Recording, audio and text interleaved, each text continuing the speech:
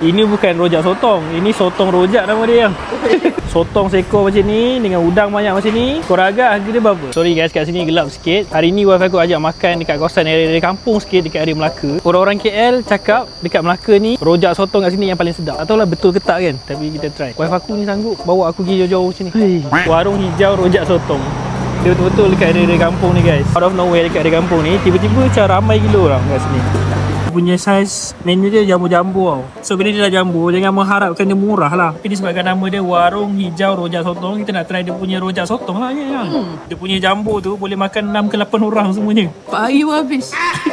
Ni geng-geng rider yang suka lah lepak makan sini. Biasanya kalau geng-geng rider ramai macam ni, tempat ni mesti sedap. Apa ni?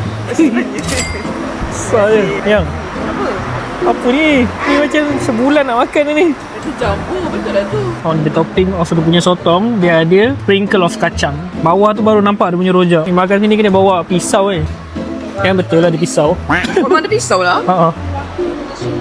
Sotong bakar apa lah dia kan. Tapi rasa smoky tu ada.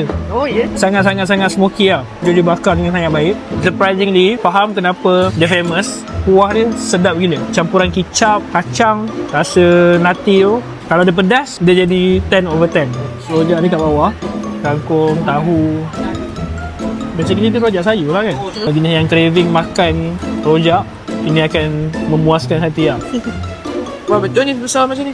Udang dia tak sure dia kulit dia atau kulit dia dah dikopek ataupun kulit dia dah direbus sampai jadi sangat-sangat lembut. Oh ya?